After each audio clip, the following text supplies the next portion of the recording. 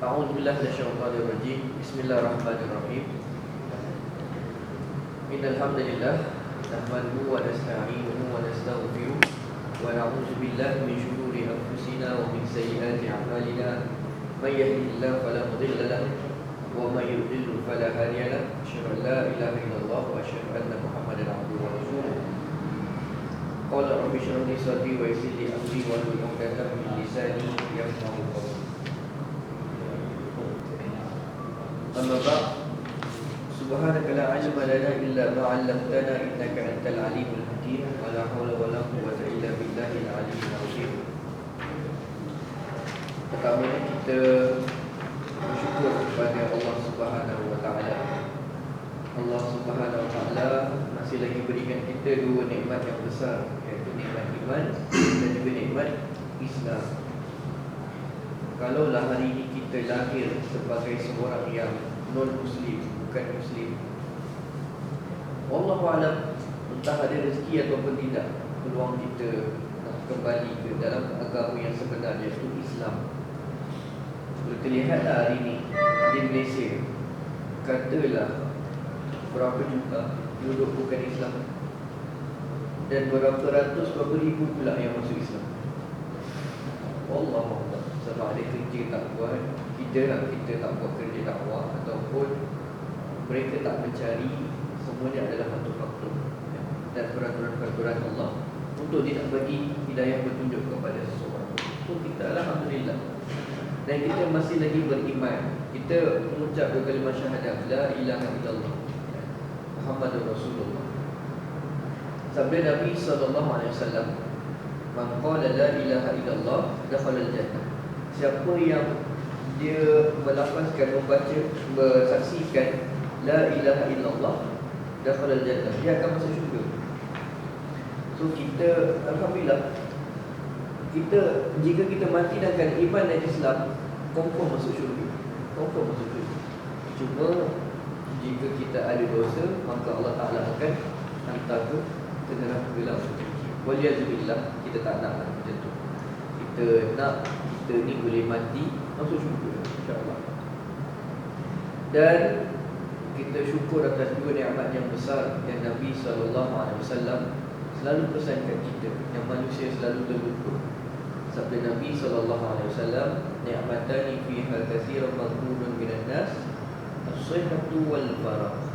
Dua nikmat yang selalu dilupakan oleh manusia, iaitu kesihatan dan masa lapang. Faragh, masa lapang. InsyaAllah hari ini kita akan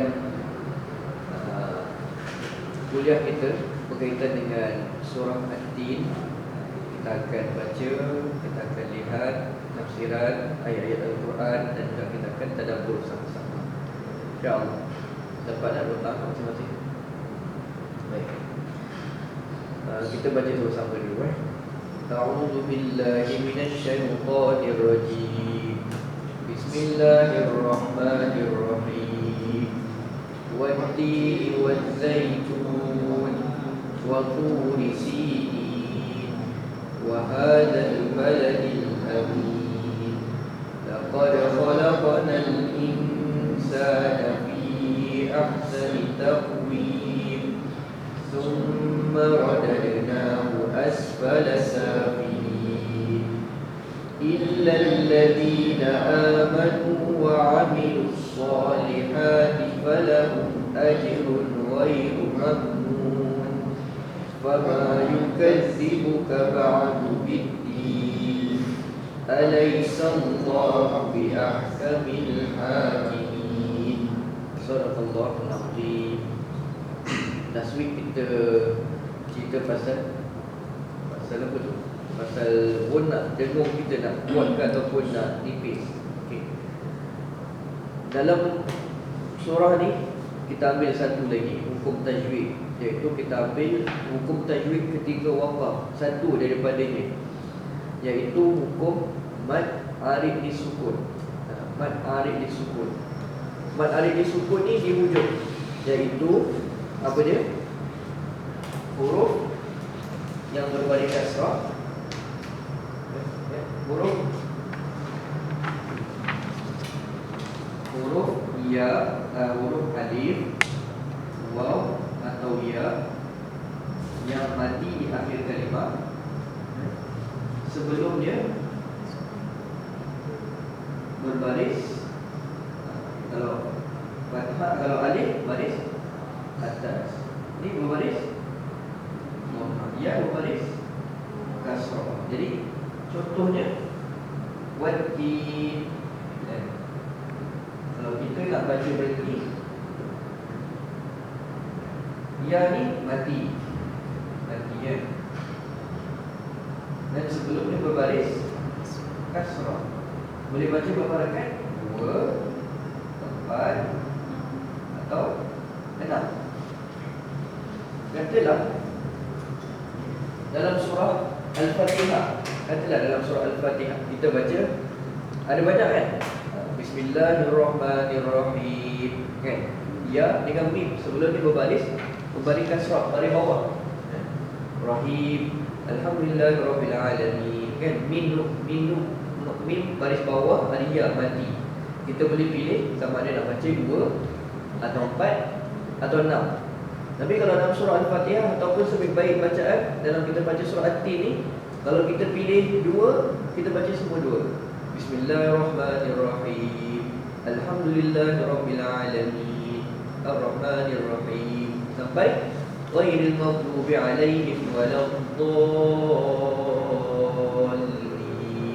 2 je. Dha tu 6. Ya. 6, tapi yang di hujung tu ketika waqaf, ketika berhenti. So kalau kita baca, tadi kita baca apa? Tadi lebih kurang kita baca 4. Wati wal zaitun wa turi sinin. 4. Wa hadzal baladil amin. 4. Kalau kita baca 2 lah. Kan? Tak elok kita baca wati wal zaitun wa turi sinin. Kita baca sama je. Kalau kita pilih 2 sampai habis. Kalau kita baca 4, 6. Biasa ni kita baca dalam keadaan kita tadarus sebagainya, kadang-kadang kita ambil 4. Kita tak perasan kan berapa 2 atau 4 atau 6. Tapi biasanya 4 lah kadar harakat. Kalau kita biasa bila harakat ni, kita tak perlu bilang yang jadi pun kan? Penat dah sekali nak baca ni, terjumpa ni, terjumpa nak cari, nak kena kira. Dia atas kebiasaan kita, dia biasa ni. Baik. Watini wal zaitun. Maksudnya dengan nama Allah yang Maha Pemurah lagi Maha Penyayang, demi buah tin dan buah zaitun dan gunung Tursina serta negeri Mekah yang aman ini, sesungguhnya kami telah menciptakan manusia dalam bentuk sebaik-baiknya dan berkelengkapan sesuai dengan keadaannya. Kemudian jika ia panjang umur sehingga tua atau menyalahgunakan kelengkapan itu, kami kembalikan dia ke serendah-rendah peringkat orang-orang yang rendah, kecuali orang-orang yang beriman dan beramal soleh, maka mereka beroleh pahala yang tidak putus-putus. Jika demikian kekuasaanku, maka apa pula yang menjadikan engkau seorang pendusta jika tidak benar mengenai hari pembalasan, sesudah ternyata dalil-dalil membuktikan kekuasaanku mengadakan hari pembalasan itu. Bukankah Allah yang demikian kekuasaannya seadil-adil hakim? Baik. Jadi hari ini kita bicara tentang surah At-Tin. At-Tin maksudnya, nanti kita akan lihat apakah maksud At-Tin. Mempunyai 8 ayat. Surah ini diturunkan dekat Mekah. So dipanggil sebagai kita jadi surah Makkiyah, ayat Makkiyah, surah Makkiyah. Ini di awal-awal surah ini kita lihat dalam nota saya ada berikan, Allah Ta'ala bersumpah dengan apa? At-Tin, Zaitun, Tursina, wa Turi Sinin dan Baladil Amin. Bandar ataupun balad, negeri yang aman, negeri yang aman. Bila Allah SWT bersumpah, kita dah bincang masa surah Al-Duha, Allah Subhanahu Wa Taala saja boleh bersumpah dengan selainnya, sebab Allah Taala memiliki makhluk tersebut. Jadi Allah Taala berhak bersumpah atas makhluk tersebut. Kita tak boleh. Contohnya, nak tunjukkan ini adalah kekuasaan Allah. Contohnya, bila kita kata ke orang, katalah sekarang Muslim nak daftar di universiti, Lepas tu ada orang dia nak masuk apa universiti, masuk UKM contohnya, ataupun masuk apa-apa universiti. Jadi kita tak memiliki universiti tersebut pun, dan kita cuma kenal saja, kita kenal. Jadi kita pun cakap dekat orang tu, boleh kau sebut je nama aku dekat dia punya apa, chancellor dia, ataupun dekat dia punya timbalan chancellor, naib chancellor dia. Sebab apa? Sebab nanti bolehlah dia bagi kat kau kan. Jadi sebenarnya orang tu tak ada kaitan dengan kita pun, dia tak kenal kita pun. Kita tak memiliki dia bukan mak kita pun, dia bukan makcik kita, tak kenal kita pun. Cuba kita cakap macam tu kan dekat orang tu, adakah kita dapat dilayani seperti mana biasa? Tak dapat pun. Jadi bila Allah Ta'ala dia memiliki tu, maksudnya bila Allah Ta'ala bersumpah dengan nama tersebut, dengan benda tersebut, maka Allah Ta'ala memang layak sebab dia memiliki. Kita kalau kita tak ada hal, tiba-tiba kita nak kata, kau pergi dan jumpa dekat PM, kau sebut nama aku, kau nak projek aku kan. Padahal PM tak kenal kita pun kan? Bukan kita ada apa-apa dengan PM tu, takkan dia layak. Ini menunjukkan kebesaran Allah. Allah Ta'ala berhak memiliki, bersumpah dengan apa pun. Dia bersumpah dengan apa sahaja sekalipun. Allah Ta'ala dia bagi bahasa kita, dia punya. Tapi kalau kita no, sebab kita hanya boleh letakkan satu je dalam kita punya ibadat kita dan segala-galanya, iaitu Allah Subhanahu Wa Ta'ala kan. Jadi Allah Ta'ala bersumpah dengan dalamnya ada 4 benda, iaitu yang pertama at-tin, wat-tini waz-zaitun. Okay. Ada qil, dia ada qala, dia ada qila. Ada qala maksudnya sabda lah. Kalau dalam perkataan biasa kita dengar qala Nabi sallallahu alaihi wasallam, ada keadaan, ada qala, ada juga qila. Okey. Qala maksudnya telah bersabda. Qila bermaksud pendapat.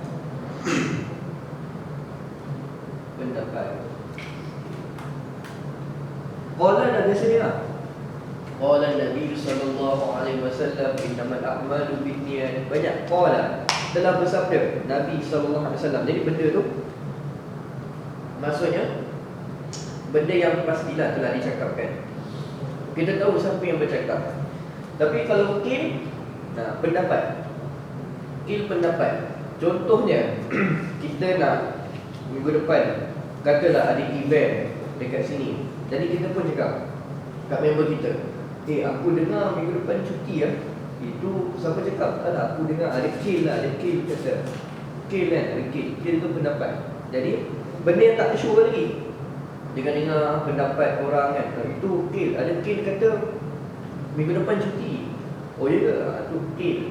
Jadi supaya kita boleh melazimi benda-benda ni, kita boleh fahami. So kalau kita cakap dalam tafsir, bila kita sembang, dia tak jadi fitnah. Kita tahu, saya pun cakap, oh itu qil, ada qil kata. Jadi pertama surah At-Tin, Wat-Tin, ada qil kata, ada pendapat. Wallahu alam dia ataupun tidak, sebab dia pendapat. Dia bermaksud masjid di Damaskus. Damaskus di mana? Di Syria. Masjid di Damaskus. Di Damsyik, yes. Damaskus ni bahasa Inggeris pun pakai Damaskus. Okay. Ataupun ada qil kata buah tin. Okay. Yang seterusnya, At-Tin juga dikenali sebagai gunung. Tadi masjid ni gunung di Dimash. Gunung di Dimash. Ini pendapat Al-Qurtubi. Ini semua ulama-ulama yang ada autoriti lah di dalam bidang tafsir. Kemudian Ibnu Abbas. Ibnu Abbas siapa? Abdullah Ibn Abbas. Ini junior di dalam sahabat-sahabat. Dia ada geng-geng dia yang nama dia Abdullah bin Amru, Abdullah bin Abbas, Abdullah bin Umar. Abdullah bin Abbas, dia kata Masjid Nuh yang terletak di Bukit Judi. Bukit Judi ni nanti kan dulu bila kapal Nabi Nuh berlayar atas air tu, bila air dah surut, kapal tu ada ke atas bukit. Nama bukit tu Bukit Judi. Dia kata At-Tin tu juga adalah Masjid Nuh di Bukit Judi. Wallahu a'lam. Yang biasa kita dengar buah tin lah, orang Melayu. Sebab biasa kita dengar. Tapi rupanya banyak lagi masuk Atin pun, tak semestinya Atin je. Dan Az-Zaitun. Az-Zaitun pula maksud dia Qatadah beritahu itu masjid Baitul Maqdis. Tadi masjid di Damaskus, ni masjid di Baitul Maqdis. Dan Ikrimah pula kata buah zaitun yang nanti perang adalah buah zaitun. Okey. Wa turi sinin. Okey, Ka'ab bin Ahbar dan diriwayatkan oleh Ibnu Katsir, dia kata wa turi sinin iaitu bukit Tur Sina, bukit Sina. Itu tempat Allah SWT bicara dengan Nabi Musa. Okey, wa hadzal baladil amin. Dan baladil amin itu sepakat. Dan Ibnu Abbas kata baladil amin itu bermaksud Mekah. Okay. Kita panggil di Mekah kita panggil apa? Baitul Haram. Apa maksud bait? Rumah. Al-Baitul Al-Haram, rumah haram. Maksudnya kita haram melakukan perkara yang ditetapkan bila kita buat umrah kan, ataupun kita berada dalam ihram, berada dalam tempoh yang diharamkan buat beberapa perkara tertentu dalam ihram. Jadi bila Allah Subhanahu Wa Taala dia gunakan Mekah ni sebagai Al-Bait, Baladil Amin, tempat yang sejahtera. Jadi Baitul Haram, rumah Al-Haram. Contoh kena duduk hotel yang mewah. Duduk hotel macam mana? Wallahu alam. Mewah mana level kita wallahu alam lah kan. Tapi kita pernah duduk hotel. Contoh. Cuba kita lihat, bila kita duduk hotel, berapa lama kita boleh tahan? Walaupun hotel tu best apa semua. Boleh lama? Berbanding dengan rumah kita, nak balik rumah juga kan. Lagilah ada orang yang toilet pun dia rasa toilet rumah dia yang paling best. Walaupun toilet hotel tu dengan cantiknya, canggih sebagainya, dia nak toilet rumah juga. Jadi bila Allah Ta'ala gunakan perkataan Baitul Haram, rumah, sebab apa? Sebab tu bila kita ada orang yang pernah umrah sini ke, ataupun kita lihat kawan-kawan pergi umrah, cuba tanya, bila pergi saja, kalau pergi dalam keadaan iman, ada tak dia rasa macam nak balik kan? Dia boleh tahan lama kan? Sebab dia rasa macam rumah dia. Maka dipanggil sebagai Baitul Haram. Jadi Baladil Amin ni, Mekah ni tempat yang aman. Tempat yang aman. Jadi kita ada pengalaman, ada tak ada pengalaman lagi pergi Mekah. Tapi itulah situasi yang sebenar. Bila kita rasa apa yang kita dapat rasa dekat Mekah, rasa aman, rasa tenang. Kita rasa itu macam di tempat rumah sendiri. Okay. Jadi Ibnu Abbas kata itu adalah Mekah. Saya teringat di Damaskus, di Damsyik ni ada satu kawasan yang sebelah, ada satu masjid sebelah dia gereja. Dia ada macam satu tembok penghadang macam tu. Itu ketika zaman Rom dahulu. Ketika awal-awalnya, siapa yang pimpin tentera tu? Bukan, siapa nama? Khalid bin Al-Walid. Khalid bin Al-Walid ni dipanggil, digelar sebagai Saifullah, pedang Allah. Khalid bin Al-Walid ni kalau dalam ilmu hadis dia tak banyak riwayatkan hadis, sebab kerja dia sibuk perang. Sahabat ni ada yang dia kerja dia riwayatkan hadis, tulis Quran. Ada sahabat yang kecenderungan dia suka perang. Bukan suka perang tu sebab suka berperang yang kita fahami. Maksudnya dia kerja fokus dia untuk perang. Kebolehan dia kat situ. So, Rasulullah dia pandai. Bila kata orang tu kebolehan kat situ, dia tak kat situ lah. Khalid bin Al-Walid sebelum datang masuk Islam, dia memang pandai dalam peperangan dia. Jadi ketika perang tersebut, Umar Al-Khattab gantikan dia kan. Patut dia ketua, Umar Al-Khattab gantikan dia kan, Abu Ubaidah Al-Jarrah. Abu Ubaidah Al-Jarrah ganti. Kemudian ketika dalam nak berperang antara Islam dengan Rom tu, rupanya malam tu Khalid bin Al-Walid dia rasa macam lambat lah Ubaidah ni kan. Dia gentle nak pergi perang dia. Dia ajak beberapa kawan-kawan dia agak dipanjat tembok di Rom tersebut. Dan dia buat kacau lah dia. Tapi orang Rom lawan lah dengan Khalid bin Al-Walid masa tu. Jadi dia masuk tu dia kacau kawasan tembok, dalam tembok tersebut. Jadi Abu Ubaidah dia tak tahu zaman tu mana ada walkie-talkie. Mana walkie-talkie dapat tengok scan orang ni kat mana. Dia tak tahu. Tapi bila Bila dia tak tahu berlaku ni perjanjian antara Rom dengan Islam apa, bahagikan wilayah. Islam ambil sebahagian ni, Rom ambil sebahagian tertentu. Sebab itu di Dimash ni ada satu masjid, kemudian sebelah tu ada gereja. Tapi kata Abu Ubaidah kata apa? Kalaulah aku tahu dalam tu Khalid bin Al-Walid dah masuk pecahkan, dah masuk ke dalam lomban, huru-harakan tentera-tentera Rom, dan saya pada malam tu aku akan minta orang Islam pecahkan pintu Rom masa tu juga. Tapi dah takdir Allah lah sebenarnya kan. Tapi bila kejadian tu, betul Abu Ubaidah kata, dia kata apa? Khalid ni memang suka buat perangai sendiri. Tapi dia memang perangai ni macam tu lah. Khalid bin Al-Walid ni memang fokus dia kepada macam mana nak tegakkan agama Allah. Satu masa ketika dia mengendalikan perang, dia hantar surat kepada gubernur selepas di Syam, selepas Abu Ubaidah, ada satu nama gubernur tu saya lupa nama dia. Dia hantar surat paling pendek dalam sejarah Islam. Ya. Dia kata apa? Iyyaka uridu adrikni. 3 perkataan. Dia kata, aku nahan, datang kat aku. Itu je surat dia. Kalau kita apa? Kehadapan gubernur ni kan, semoga sihat walafiat, lama tak jumpa kan. Khalid hantar surat tu dengan nama Allah Maha Penyayang, Bismillahirrahmanirrahim. Iyyaka uridu adrikni.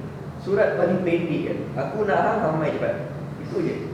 Kalau bahasa kita kan, aku nak kau datang cepat. Maksudnya gubernur tu menyetahu lah, bukanlah datang tu saja-saja Khalid mana apa kan. No, dia bawa tentera lah. Maksudnya Khalid bin Al-Walid nak bantuan tentera masa tu juga kan.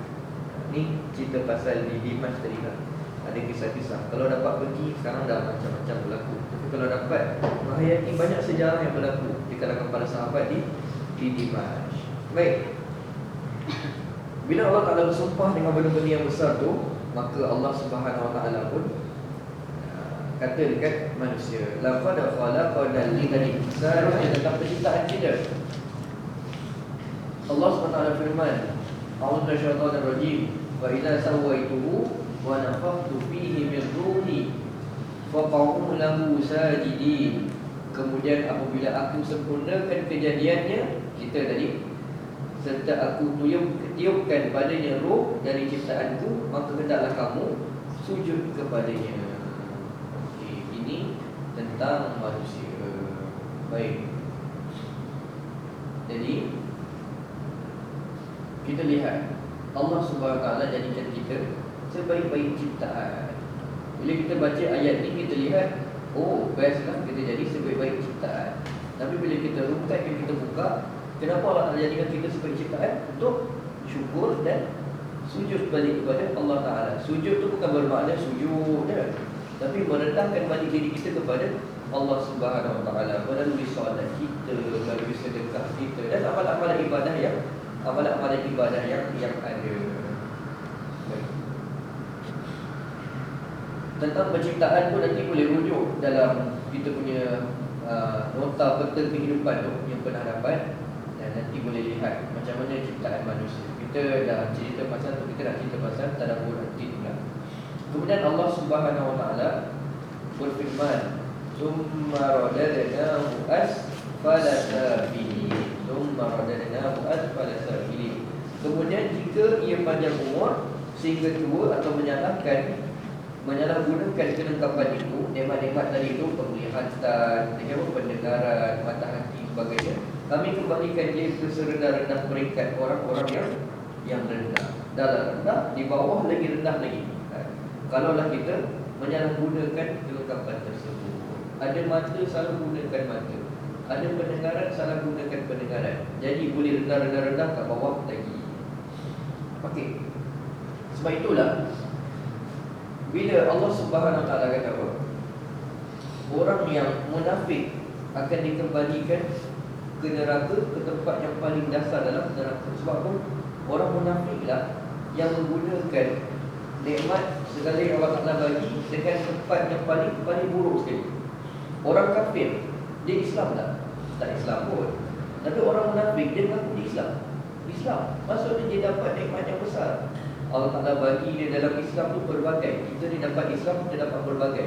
Tapi tengok macam mana orang munafik, dia menyalahgunakan Islam tersebut. Hari ini saya rasa lah situasi hari ini boleh berlaku ramai orang munafik kan. Ramai tak orang yang masuk Islam, kita tak menghukum. Tapi ramai tak orang yang masuk Islam kemudian dia nakkan kahwin semata-mata. Tapi kita tengok praktik tak praktik Islam, ada. Boleh jadi, boleh. Situasi hari ini boleh jadi.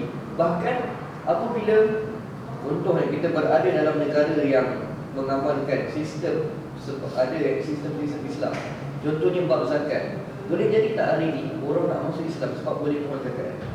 Boleh ya, boleh jadi. Sebab tu kita hari ini pun sama je. Sebab tu bila Allah SWT kata tadi, bila kita dijadikan sebagai ciptaan, maka kita juga boleh jadi orang yang serendah-rendah makhluk.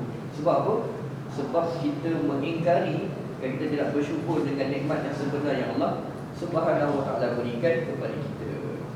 Jadi dulu kita katalah kita top student dekat universiti, kita top student dekat sekolah dan sebagainya. Tapi hari ini boleh jadi tak kita jadi orang yang paling bawah dalam kalangan masyarakat? Boleh. Walaupun situasi ni kita lihat pangkatnya besar, keretanya besar, rumahnya besar, isterinya besar kan? Semua besar belaka lah kan? Boleh jadi orang tu berada di tempat yang paling rendah jika dia melihat kepada Allah SWT punya firman tadi. Sebab kalau kita dapat ilmu, kita letakkan ilmu tersebut sebab nak memperhambakan diri kepada makhluk. Dapat ilmu, kita gunakan tempat yang tidak baik. Ada orang yang ada ilmu tapi dia boleh buat bom, dia bom orang. Salah gunakan nikmat tersebut.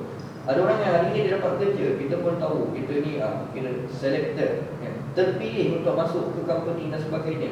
Tapi bila kita tak dapat gunakan diri kita untuk Allah SWT, kita guna untuk nak tunjukkan dekat bos, nak tunjukkan dekat kawan, nak tunjukkan dekat team, nak tunjukkan dekat group, maka kita boleh jadi orang yang serendah-rendahnya. Sebab kita letakkan diri kita di kalangan kita yang sama di sisi Allah ni, berada menjadi hamba kepada makhluk-makhluknya pula kan? Jadi boleh jadi kita sebaik-baik ciptaan, diberikan nikmat, tapi boleh jadi juga kita seburuk-buruk tempat diletakkan di kalangan manusia. Dan ceritanya bila Allah Ta'ala tarik nikmat disebabkan apa? Sebabkan keingkaran kita. Kita lihat surah 2 ayat 7, surah Al-Baqarah ayat 7. A'udzubillahi minasyaitonir rajim. Khatamallahu ala qulubihim wa ala sam'ihim wa ala absarihim ghishawa wa lahum 'adzabun 'adzim. Awal surah Al-Baqarah biasa kita baca. Dengan sebab keingkaran mereka, Allah mematerikan ke atas hati mereka. Allah Ta'ala tutup serta pendengaran mereka dan penglihatan mereka. Ada pula penutupnya. Dan bagi mereka pula disediakan azab siksa yang amat besar. Allah Ta'ala bagi tak tadi? Dia bagi. Tapi bila ingkar, Allah Ta'ala tutup pendengaran dia, Allah Ta'ala tutup. Jadi bila dia dapat satu maklumat yang baik, informasi pasal Al-Quran, pasal agama, nasihat, motivasi, tertutup. Hati mereka pun tertutup. Kita tak cakap orang lain dan kita. Di mana kita setakat ni? Allah Ta'ala. Kecuali Allah Ta'ala bagi pula jalan. Ada pula kecuali. Bila Allah Ta'ala kata apa? Aku bagi nikmat dan jika kamu tidak bersyukur, tertutup, maka Allah Ta'ala beritahu juga kecuali orang-orang yang beriman. Illal ladzina amanu wa 'amilus solihati falahum ajrun ghairu mamnun. Kecuali orang-orang yang beriman dan beramal soleh, maka mereka beroleh pahala yang tidak putus-putus. Okey. Allah Ta'ala kata, tak nak jadi orang begitu, jaga iman, jaga amal soleh. Amal soleh ada banyak. Iman apa? Iman dalam perbahasan ilmu tauhid, ilmu akidah. Yang kata apa? Al-iqraru bil lisan wa tasdiqu bil qalbi wal amalu bil jawarih. Iaitu beriman, melepaskan dengan lisan, beriktikad, meyakini dengan hati, beramal dengan anggota badan. Itu iman. Boleh tak orang berkata, aku beriman tapi aku tak solat lah kan? Sebab aku iman tu dah cukup kan, kata kan. Tak boleh kan? Iman tu kena bukan sekadar di lisan, bukan sekadar membenarkan di hati, tapi tetap dilakukan dengan amal perbuatan, amal anggota badan kita. Ataupun salah satu, dia buat, lisan dia cakap, dia buat, tapi hati dia kata, aku tak adalah beriman sangat, aku tak adalah ria sangat. Aku buat dia solat, aku cakap dia aku ni beriman, tapi aku tak rasa sangat hati aku ni nak beriman. No, tak boleh. Itu bukan iman. Dia mesti dengan lisan, hati dan juga anggota badan. Wa ma yukadzibuka ba'du biddin. Jika demikian tadi, maka apa boleh menjadikan engkau seorang pendusta? Maka berkata tidak benar mengenai hari pembalasan. Dusta yang paling besar kat sini apa? Iaitu tidak membenarkan hari pembalasan. Bukan sekadar berdusta dengan kata-kata, berdusta dengan perbuatan. Dia tahu di akhirat nanti Allah Ta'ala kata, kalau kau melanggar perintah aku, hukuman dia sebegini. Tapi dia buat juga.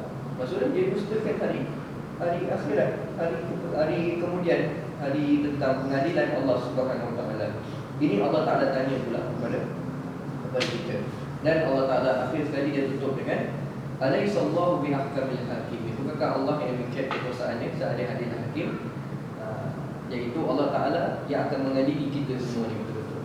Baik, itu tafsiran satu persatu daripada surah At-Tin. Allah Subhanahu Wa Ta'ala kata apa dalam surah ni, yang kita boleh ambil tadabburnya sebagai iktibar buat kita.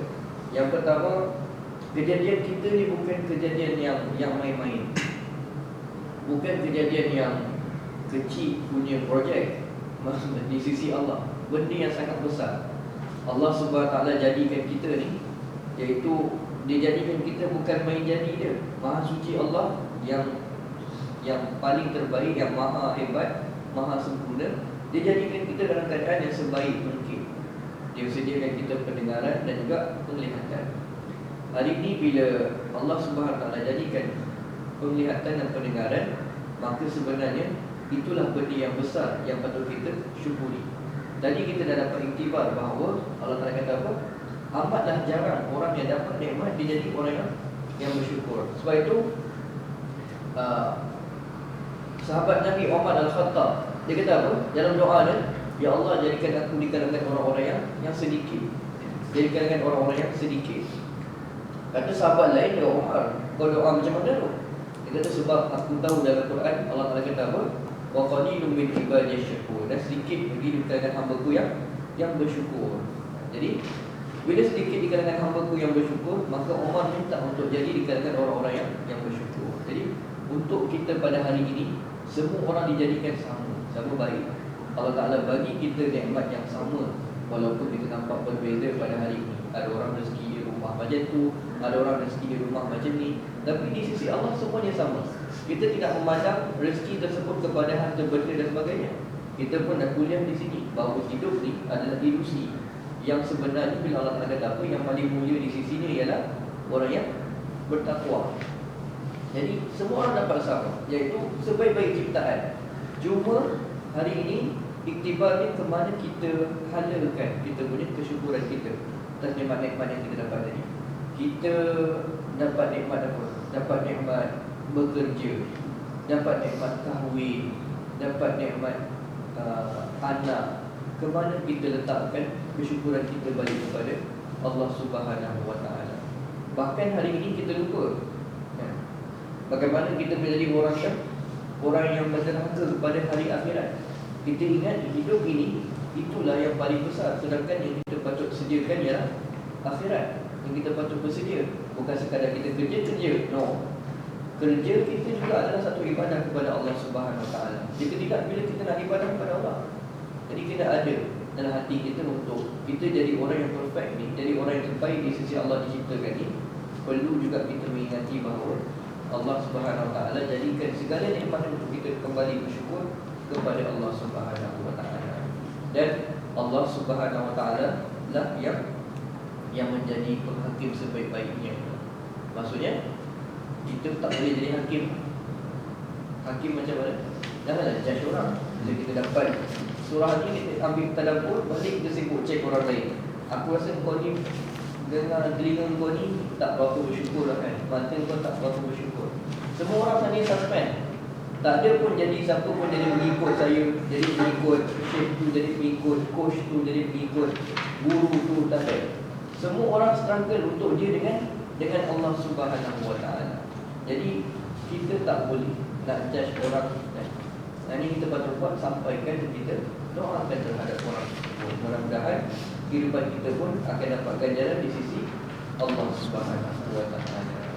Baik, itu tentang surah At-Tin. Hari ini lebih kepada kita ambil tentang tafsiran betul-betul supaya kita boleh memahami apakah maksud bila Allah Ta'ala bersumpah dengan At-Tin, Al-Zaitun, Tur-Sina, Baladil Amin kepada penciptaan kita.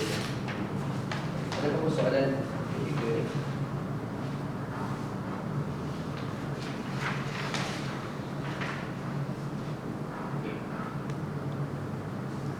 Kalau tak ada soalan, kita boleh bincangkan. Hari ini bila Allah Ta'ala kata dalam Quran, kita dah fahami Allah Ta'ala kata kita adalah sebaik ciptaan.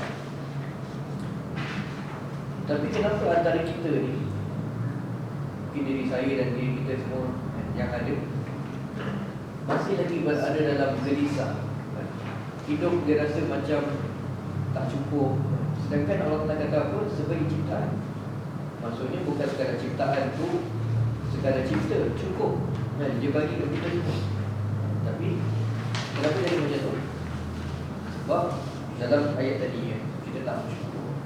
Ramai kita yang sibuk akan datang. Macam mana aku esok, macam mana aku minggu depan, macam mana aku 5 tahun lagi, 10 tahun lagi. Sampai dia lupa hari ni macam mana dia sepatutnya. Hari ni dia dah bersyukur kepada Allah ke belum? Maksud bersyukur tu dia dah sujud kepada Allah ke belum? Lakukan ibadah kepada Allah ke belum? Kerja Allah Subhanahu Wa Taala, Allah Ta'ala maha mengetahui. Dia tahu. Apa Allah Ta'ala kata dalam surah 14 ayat 7, surah Ibrahim. Allah Ta'ala kata, wa idh ta'adzana rabbukum la in syakartum la azidannakum wa la in kafartum inna 'azabi lasyadid. Dan bila ketika Tuhan memberitahu, demi sesungguhnya jika kamu bersyukur, nescaya aku akan tambahi nikmatku kepada kamu. Dan demi sesungguhnya jika kamu kufur ingkar, sesungguhnya azabku amatlah keras. Hari ini kita fikir, kenapa tak cukup kan? Sebenarnya bukan fikir kenapa tak cukup, bagaimana nak cukupkan. Fikir kita yang utamanya apa? Macam mana nak bersyukur kan? Ada rezeki hari ini, kita fikir macam mana nak bersyukur. Dengan bersedekahnya, dengan melakukan zakat, dengan mengalirkan ke tempat-tempat yang baik, umpamanya seperti kelas pengajian, di tempat kita boleh sampaikan sedekah jariah yang berterusan, sedekah kepada ahli keluarga dan sebagainya. So amatlah penting untuk kita mengetahui bila Allah Ta'ala kata apa, kita sebagai ciptaan dan dia telah berikan kita segala-galanya. Kita cari balik jalan macam mana nak kembali kepada Allah. Kemudian Allah Ta'ala tahu untuk mencukupkan kehidupan kita macam mana. Ada orang dia sibuk nak bangunkan diri dia, tapi pembangunan dalaman diri dia kosong. Jadi mungkin dia boleh berada di peringkat atasan pada pandangan manusia, tapi bila dia berada di peringkat atasan, jiwa dia kosong, dia akan jadi hamba kepada makhluk. Rujuk kepada surah At-Tin tadi, dia jadi apa? Orang yang serendah-rendahnya balik. So kita nak jadi orang yang tinggi martabat kita, bukan pada pandangan makhluk, tapi pada pandangan Allah Subhanahu Wa Taala. Senang je. Jadi orang-orang yang bersyukur kepada Allah Subhanahu Wa Taala. Saya cuma tambah kat sini. Tadi kita dengar dekat KM, dia cakap kita sekarang ni kita macam salah konsep. Kita bersyukur, kalau tak bersyukur, kita kena tengok orang yang lebih kurang, maksudnya daripada kita. Tapi kalau kita nak contohi, kita kena contohi orang yang banyak ilmu. Maksudnya kita jangan contoh, kita jangan rumah dia besar,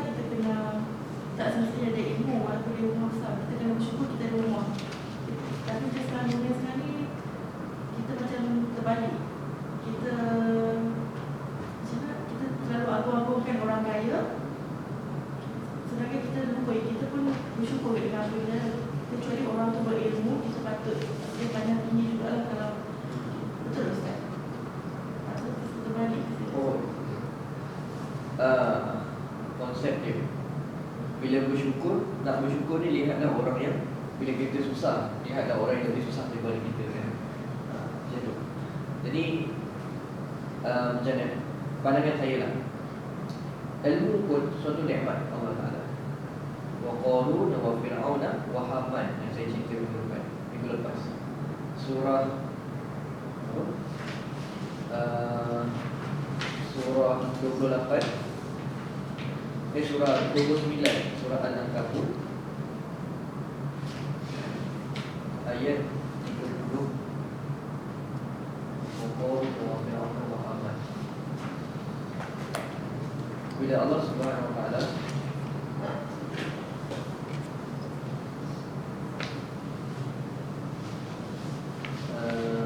ayat berapa ni?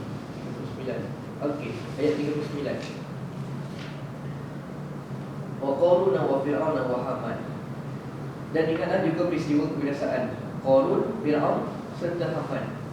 Dan demi sesungguhnya Nabi Musa telah datang kepada mereka membawa keterangan-keterangan mukjizat, iaitu Taurat yang jelas nyata.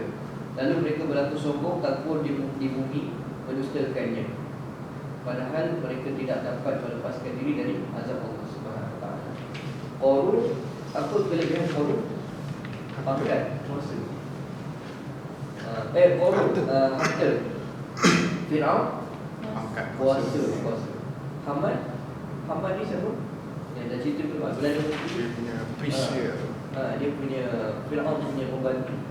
Haman ni cantik orangnya, sebab tu dia boleh buat Mesir tu untuk orang duduk kepada Fir'aun. Memang Fir'aun dia mengaku dia Tuhan, tapi siapa yang membangunkan juga program tersebut, iaitu Haman. Perdana Menteri. Okey. Bijaksana Haman, kira pandai lah ada ilmu tersebut. Tapi dalam kita punya kehidupan ni, memang Allah Ta'ala akan uji dengan perkara-perkara macam. Ada orang yang ada ilmu, ada orang yang diuji dengan harta, ada orang yang diuji dengan kuasa. Tapi dalam ayat ni siapa yang paling teruk sekali? Qarun, Fir'aun dan Haman. Fir'aun kan? Ujian kuasa ni paling berat ni. Orang ada kuasa dia boleh dapatkan orang yang pandai-pandai kerja dengan dia. Orang ada kuasa dia boleh cari projek-projek untuk nak buat harta dan sebagainya. Okay. Bila kita bersyukur, betul lah antara kaedah yang diajarkan oleh ulama, lihatlah orang di bawah kita, untuk kita nak lebih tenang. Tapi bila kita dah belajar tentang Al-Quran, kita dah tadabbur tentang Al-Quran, syukur ni sebenarnya bukan sekadar kita mencari nak melihat siapa, tapi kita bersyukur tu adalah untuk diri kita tu, antara kita dengan Allah Subhanahu wa Ta'ala. Boleh jadi kita lihat, memang Allah Ta'ala kata apa? Allah Ta'ala mengangkat orang berilmu tersebut, ada darajatnya. Darajat tersebut kita contohi dan kita ikuti untuk kita nak beriman kepada Allah Subhanahu wa Ta'ala. Tapi jangan sampai darajat tersebut kita menjadi hamba pula kepada dia. Saya bagi contoh kan, berapa ramai orang hari ini dia pergi menuntut, berguru, akhirnya dia menjadi anak hamba kepada guru tersebut kan. Maksudnya guru dia kata, oh aku tak boleh lepaskan kau lagi, ilmu kau belum cukup lagi, kau kena dengar cakap aku sebagainya. Kita hanya boleh ikut orang yang membawa kita. Dia cakap dia apa? Al-Quran dan hadis Nabi SAW. Bila pergi kepada pendapat-pendapat peribadi, itu sangat bahaya. Sebab setiap orang, macam saya cakap awal tadi, dia struggle antara dia dengan Allah Ta'ala. Siapa pun, guru ke, anak murid ke, sebenarnya dia sedang struggle antara nanti masa nak mati, antara dia dengan Allah. Tapi hari ini kita jadi terikat jiwa kita sebab apa? Oh, ikut guru ni. Memang ilmu kena berguru, tapi jiwa kita kena bebas. Kita pergi berguru dengan dia sebab apa? Allah Subhanahu wa Ta'ala. Dia mengajar kita sebab apa?